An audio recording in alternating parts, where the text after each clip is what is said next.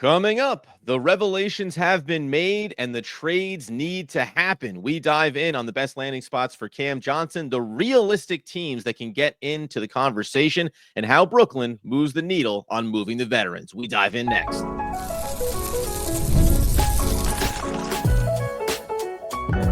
You are Locked On Nets, your daily Brooklyn Nets podcast. Part of the Locked On Podcast Network, your team every day.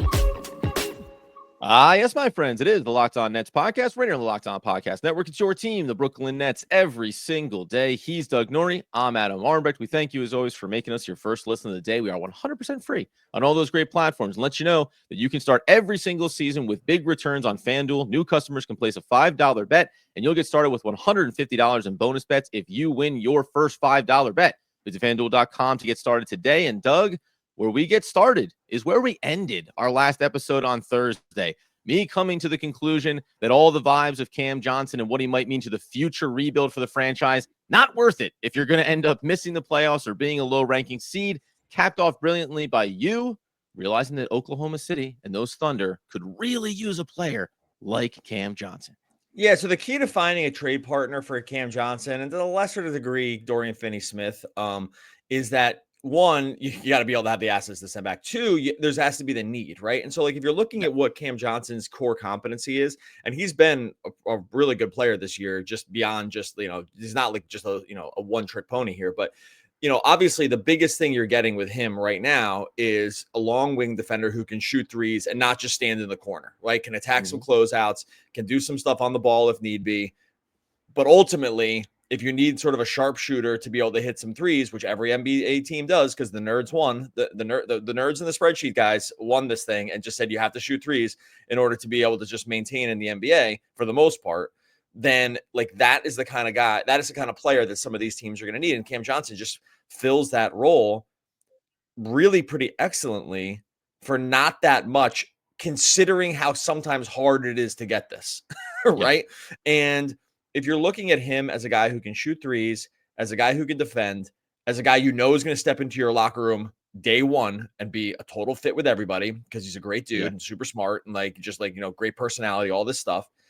If you know all this, then there are teams that should probably come calling, and we have a couple here too. But that is the part where for some of these teams to be able to think about putting up real assets, you have to be like, can this guy play in the playoffs for us in high leverage games? That is when we have to start. That's when we can start paying real stuff for a guy. Yeah. And so what we want to look at with teams that could be potentially interested is teams that know they're going to be in the playoffs, know they have a deep run in them, and are so far struggling to hit threes. And there are a couple teams that fit that bill here.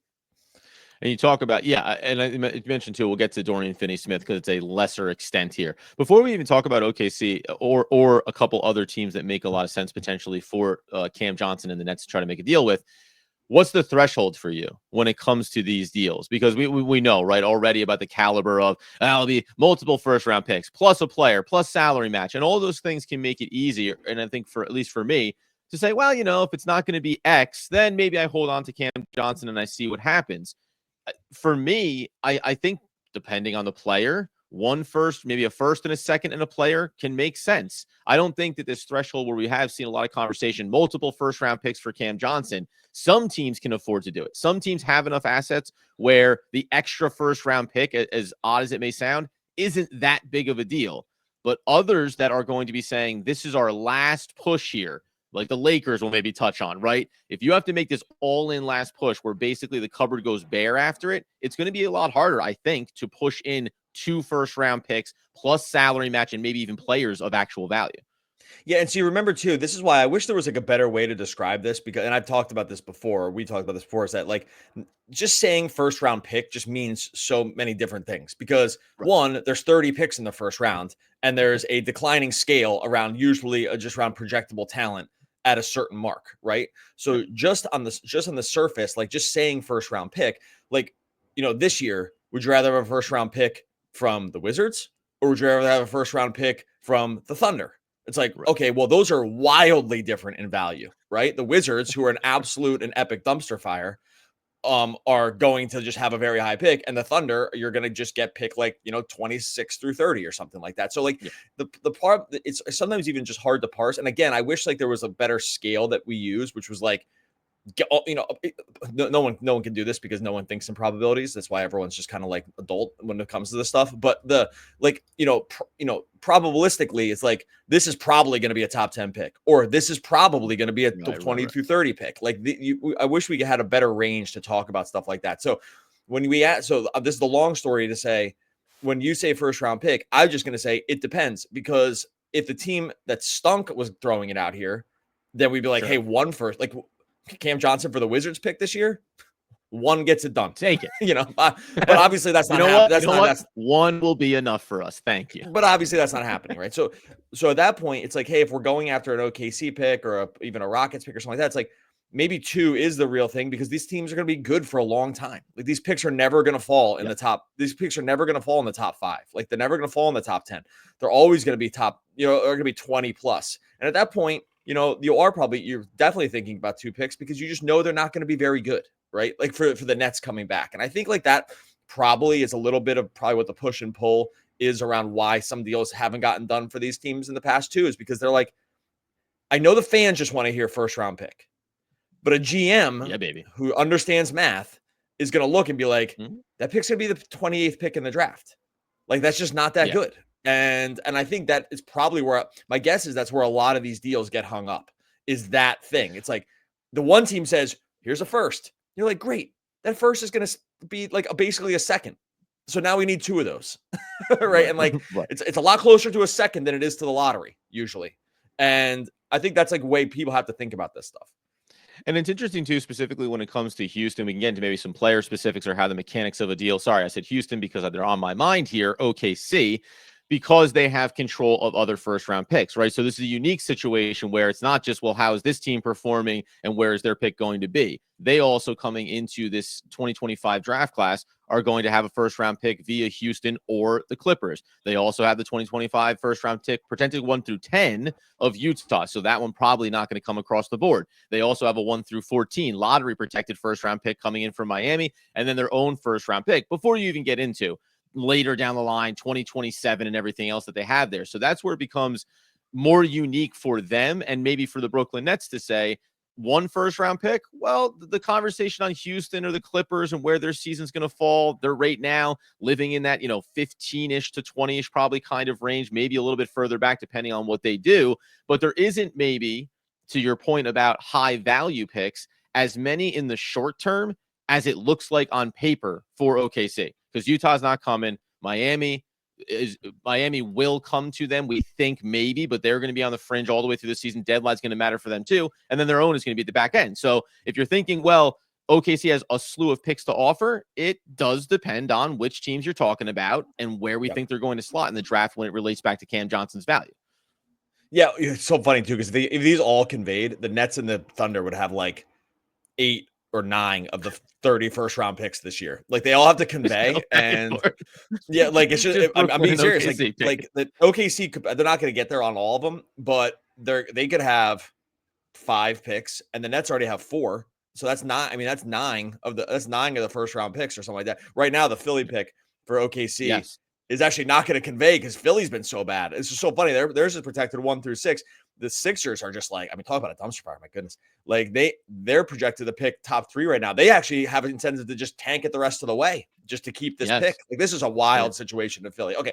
We're getting off the rails. We're going to talk. Oh, go ahead. Yeah. We'll talk a little bit Cam Johnson. We'll talk about this OKC thing. There are some other teams that kind of fit the mold here in ways that maybe like we weren't positive that they did before the season started. We'll get into that here in just one moment.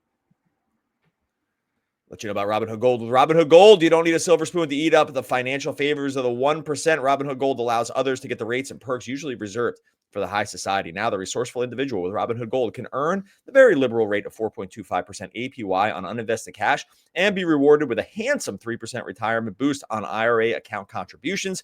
Robinhood Gold provides the privileges of a high net worth for any net worth. These generous benefits are now available for only $5 a month. The new gold standard is here with Robinhood Gold. Sign up at Robinhood.com Robinhood.com/gold. Terms apply. For product specific disclosures, visit Robinhood.com/gold.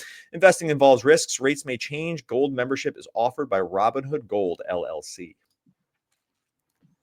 All right, so as we continue today's Locked On Nets episode, looking at the trade market, specifically when it comes to Cam Johnson, first and foremost. Why? Because he's the one that has the clear high impact value. He's the guy that has a longer term contract, and certainly is the guy that has the skill set that a lot of teams would be interested in. OKC specific, what was your package that you came up with when you look at it? Some people are throwing out, hey, pretty straightforward. Lou Dort making $16 million, has 3 years left on his deal. Put him in the bag, throw in some picks, done deal.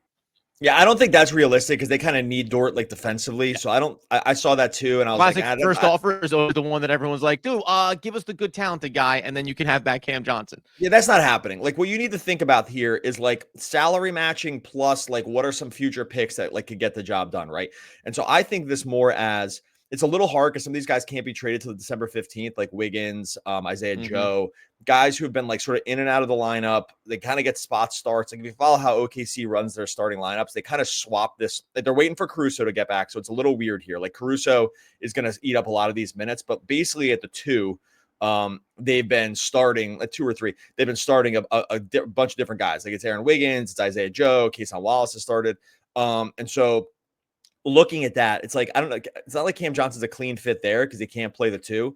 And that is part of their struggles here is that they're not getting 3-point shooting there. And then they're not getting tons of 3-point shooting from Dort. But if you're like, oh, we could like live with Dort guarding 2s maybe a little bit and then cycle Cam Johnson up to the 3. Anyway, the point being here is it's not 100% clean, but if you start combining salaries like Kenrich Williams plus Wiggins, like something like that, or Kenrich Williams plus Joe plus like 2 firsts, because they're going to be back end of the first round. I think like that's reasonable. And it's a little hard. I'm going to be fair on this.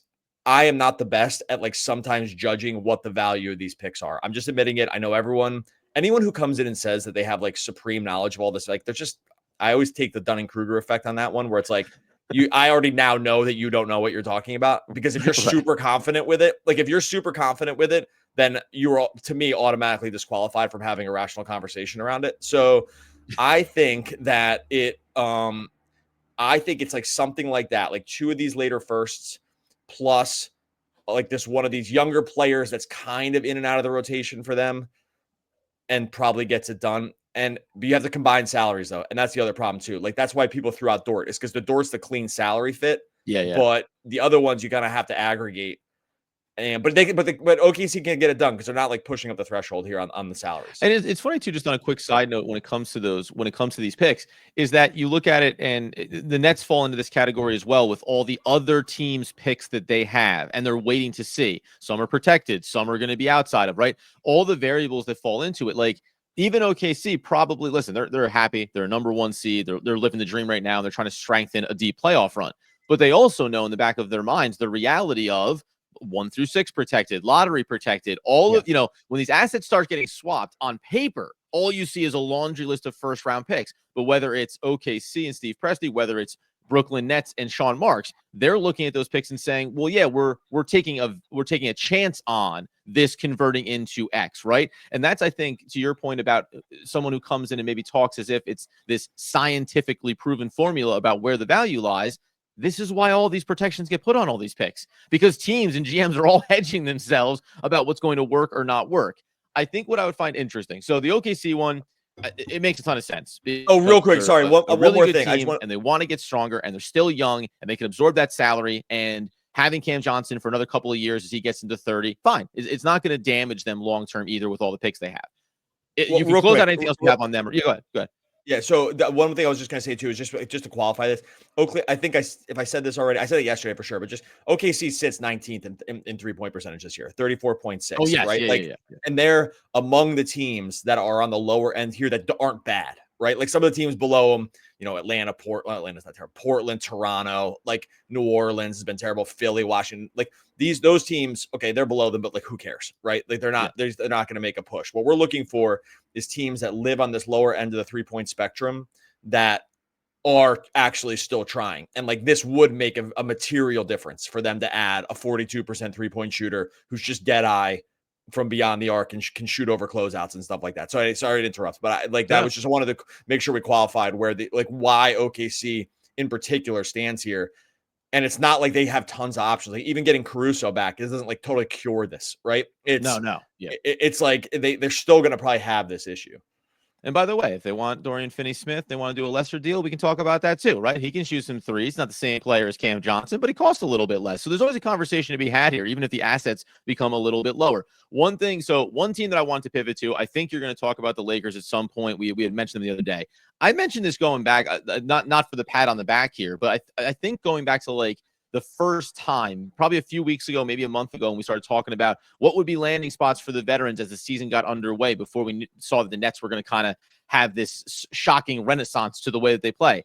I keep coming back to the San Antonio Spurs, who are a 500 team right now, who went out and added Chris Paul in the offseason, who clearly want Wembanyama to have success early in his career on the court. They are a team that is the 8th worst in the league in three-point shooting. They're also a team that has the 1 through 10 protected from Chicago, the 1 through 14 lottery protected from Charlotte. They have Atlanta's with no protections on it, and then they have their own in 2025. So they could very well play the game of, we can give up something to get a player like Cam Johnson, improve a key area for us, and also not impact our long-term future of being able to add talent onto our roster via the draft. And from a roster standpoint and a salary standpoint, they've got, I mean, even just Harrison Barnes alone to put his name up as $18 million. Now he has an extra year on it as well. But if you're the Brooklyn Nets, I think that this is a team you hope at least calls to have a conversation with you again because of the future assets they hold. Totally. And you think about like he would be a good floor spacer around Wemby, Chris Paul. Like this is, they sit right. Them and OKC are basically tied for 3-point shooting this year.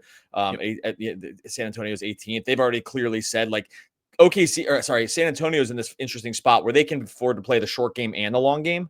Like Wemby's so good that like Wemby's so good that it's like, hey, we can try to be okay now and we can try to be okay later. Because the funny thing about some of these teams is that like at some point your top players are so good and you actually, luckily for them, get capped on how much you can pay them, because like guys like Wemby would be worth, I don't know, double, like some crazy number that the NBA teams get lucky when they get to max them, because they're like, oh, this guy's worth so much more than this, and now we can just kind of build anything around them. And so they're in a $12.7 million right now. Even when they max them, even when they super max them, like it's not going to matter. Like he's so good that it's like the LeBron thing. It's like, how much is LeBron worth? It's way more than a max, way more. Thank God there's a salary cap for some of these teams. And there's a CBA in place where they don't actually have to make a really tough decision around the money. It's a tougher decision when you pay like the Zach LaVines of the world, all the money in the world, but not around LeBrons or Wemby's or Jokic's or Giannis's or guys like this. It's like, oh, okay, just where do you sign? Where do you sign? Great. Well, we actually got let off the hook with these CBAs. So they're in a spot too. It's funny too. This list is actually considerably longer now that we've seen how the season is starting to play out for some of these teams. This list of teams that could be interested here is actually considerably longer than I think we looked at during the offseason, where it was a little hard to picture exactly what teams might need. This is why you always love to get 20, 25 games under your belt, because it's like, oh, now we're starting to see exactly what these teams can need. And OKC's one. I 100% agree with you that the Spurs are another one. Like that's just and might be a clean fit with trades too, because they just have a couple of these dudes that you can just ship 1-for-1 with a pick. Yeah. Yep. And that's what you like to see when you're talking about any of these trade scenarios. Clean opportunities, couple of picks coming back maybe for Brooklyn. What about that long in the tooth team with JJ Redick at the helm, the 12-10 Lakers? We know they're not going to give up on this season. Are there other veteran heavy teams where the trade is a little more complicated, but the opportunity still exists? We'll dive into that to close things out in just one moment. Before we get to that, tell you about our friends over at FanDuel, America's #1 sportsbook. It's ready to get in the action on NFL, NBA. It's all there for you on FanDuel. They got so much to offer: player props, game lines, live betting. It's all there. Just log into FanDuel. Get yourself started right now. New customers can bet $5 and get $150 in bonus bets if you win. The FanDuel Sportsbook app, it gives you everything you need to place live bets on the NFL, on the NBA. It's all in one place. Maybe you got that hunch in the middle of the game. You're going to be able to check out the latest stats, go to view the play-by-play, so much more. Maybe you just want to bet the Nets every single night because they're the second best in the league against the spread this season. That's it. Point stop. Like, just if you've been martingale in the Nets this season, you've had some runs where it's looked pretty nice. So you can get started for yourself on FanDuel by joining today. You get started with $150 in bonus bets if you win that first $5 real money bet. That's FanDuel.com. Never waste a hunch. Make every moment more with FanDuel, an official sportsbook partner of the NFL.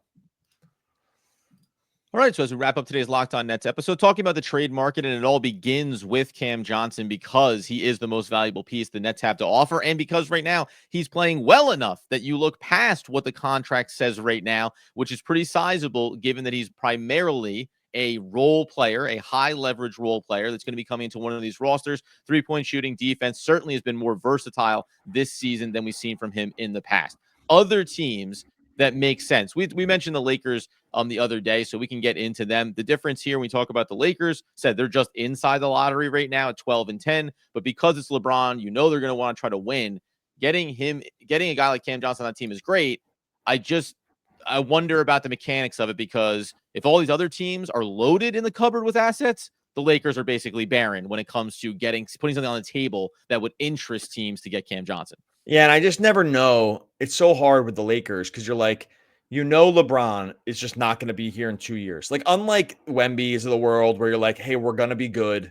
Like, we're always, short of an injury, we're just always going to be decent. OKC, it's like these picks, even if they're our own, are just always going to be top 20s, in the 20s, whatever.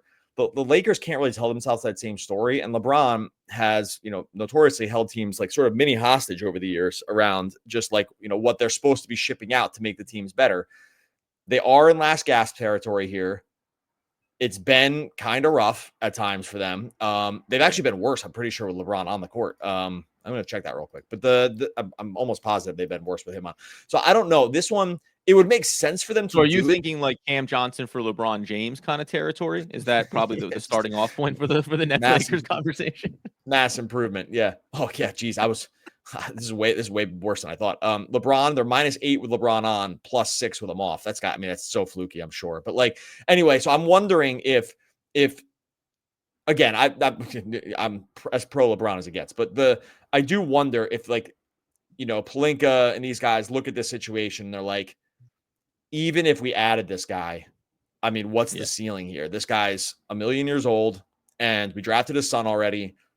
And in 26, 27, if he just retires, we just might be kind of not bad probably with AD, but it's fraught with peril in a way these other teams aren't. Because even Houston, which I think is worth mentioning, or Orlando, because we're going to run out of time. So I'm just going to pop these names in here real quick. But those two teams kind of fit the mold too, but at least they're young and good, right? Houston's just going to be fine. They're not going to tank here for anytime soon. They have too much talent. Orlando, too much talent. So those other teams are a little cleaner, I think. I think Lakers would have a hard time telling themselves the story. But you never know. LeBron has a powerful effect on some of these guys. So it's a weird situation. And it is because when you look at Lakers just quickly here, they don't have a first round pick until 2026, then 28, 29, 30, and 31. And that's where they could be bad. They could be really bad then. That's the point, right? So it's two things. One, well, when's the end of the road for LeBron? And then you turn around and say, and we don't have any picks to rebuild this thing, because you can tell yourself two different stories. Hey, we'll ride one of the best players in the history of the game until the wheels fall off. When he's ready to go, he goes. As long as we know that there's something that we can do in the background afterwards to not be a total dumpster fire. They'll certainly have money, and maybe AD will still be attractive to bring players in there, but he's also going to be older as well a couple years from now. You mentioned Orlando. They're the worst shooting 3-point team in the league, so they obviously could use the help as well. The thing that I find interesting, too, is when you look at some of these other teams, like a team like the Kings is interesting. We won't get all the way into some of these rosters where you're hearing about Fox and his contract. We've heard about the New Orleans Pelicans and that absolutely bomb dropping rumor of maybe a first round pick, as a, of course, unnamed GM said, I might give a first round pick to get Zion. I love the games that start to get played as you build up towards the trade deadline and what you're willing to do or not do with these guys. But I do think there are some teams that maybe, almost like you mentioned with the Lakers, hey, what's our ceiling this season? Because if it's not deep playoff, if we don't think we're sniffing Western or Eastern Conference final appearances, then maybe we can make some decisions in the margins where we're willing to send out a player of a higher caliber. And that's probably a talking point for another day that I did want to get to here. It's how many players the Nets end up sending out where maybe, and they're still looking around the league and saying, is there a guy we'd be interested next off season typically, but maybe we'll do that dance sooner if we believe the right opportunities there based on where our record is, based on where our picks are, right? There's a lot of mechanics as this deadline approaches. as far as where are assets, how valuable are they, how desperate are other teams. So it's never as cut and dry as need 3-point shooting. Great, take them. It's everything else we talked about today. There's so many moving parts. I like there. It's very hard to figure this out. Now, I will say the trade deadline sooner than you think. I mean, it's like it's February 9th, right? So it's like 2 months away right now. And like, I think we're going to see some of these things start dialed up a little sooner than normal this year, because there are so many teams that I think can tell themselves a story. I mean, Boston's really good, right? Cleveland, and we know that they're like odds-on favorite. After that, like these teams are good, but it's not like these runaway dynastic kind of situations. And the Celtics are like a Staps injury away from like being a little less good, right? So, and it's not like he's been a pillar of help. So I think there's teams here that can probably tell themselves like nice little stories about making longer playoff runs, even if it's not for championships. And I do wonder, actually, now that I'm thinking about it, if there is like this actually starts dialing up like a little heavier in terms of like not bidding war style, but hey, maybe we want to get this done sooner than later on a guy like Cam, because like it just is the guy we need. And there's just enough teams like Houston, bad at 3-point shooting, has some assets to ship out. Magic, bad at 3-point shooting, has some assets to ship out, not really close with the money. I mean, like they have money to spend. We mentioned OKC. Maybe the Lakers, that one's a little harder for me to see them pulling like an early trigger. Kings, that one's a little harder for me to see too, but still, like they're there. Like these teams that are all sort of hovering around this, we're okay, but we have this one clear need. I thought there was another one. Like Houston, yeah, Orlando. I mean, Orlando's dead last in 3-point shooting. No, they're desperate. And they're third in the East. I mean, that's unbelievable. Maybe the Nerds aren't winning. The 16 and 8 with dead last 3-point shooting is unbelievable. It's kind of defies explanation with the way the current NBA. But so you're like, okay, well, we're 16 and 8, dead last in 3-point shooting, and our best players hurt. So it's like, what if we added one of the best 3-point shooters to our roster? So now we get Paolo back. We get Paolo back, and then we add one of the best 3-point shooters in the game. Like, how good can we be? I mean, these are interesting stories to start telling yourself about, especially about getting it done sooner than later. Because it's not like there's tons of Cam Johnsons also sitting out there on the trade block. I don't think either. Like, that's not a guy that's just plentiful around the league. And that's my last note here before we get out the door. We'll probably come back in next week and end up talking about Dorian Finney-Smith and about maybe Dennis Schroeder as well, and where the markets are for them. Because when you look at it, I think to your point, hey, what team comes in and says, we want Cam Johnson? Maybe it is OKC. Whoever gets him in a potential trade, there's going to be a ripple effect of other teams going, okay, shoot, it's not going to be him as there's somebody else. And I think the Nets are in a unique position to go, oh, you missed out on our Cam Johnson trade. Guess what? We have like a Cam Johnson kind of light over here. It's Dorian Finney-Smith, a little bit older, not quite as athletic, but guess what? Can still help you shoot That's like the dream scenario, is where the Nets are holding the bidding war and only strengthening their own other assets for the market. So that's what's going to be fun, I think, to me, as we work our way towards that deadline and how teams approach the willingness to go all in. And Sean Marks, as I know the fan base would love to hear, his willingness to say, price points are high, but they are flexible, unlike years past where we've gotten through the deadline and he's told you a tale about how they never quite met expectations when it came to trade opportunities. I'm convinced now he's getting traded. I talked myself into it. We talked ourselves into it here. I'm convinced he's going to one of the teams that we just mentioned on this podcast. There you go. Perfect. Let me just throw in a couple more teams real quick to cover our bases. I was going to rifle off some teams to make sure we're I don't have any more. Okay, we're going to get out of here. Make sure you subscribe to Locked On Nets wherever you listen to the podcast. Make sure you subscribe to YouTube as well so you can see our pretty faces every single day, or 5 days a week, talking Brooklyn Nets basketball. It's all free. Really helps us. Subscribe wherever you listen. Faster until the thrill of speed overcomes the fear of death. That is Hunter S. Thompson. One of the all-time great poets. We'll be back again next week talking more Brooklyn Nets basketball. Basketball.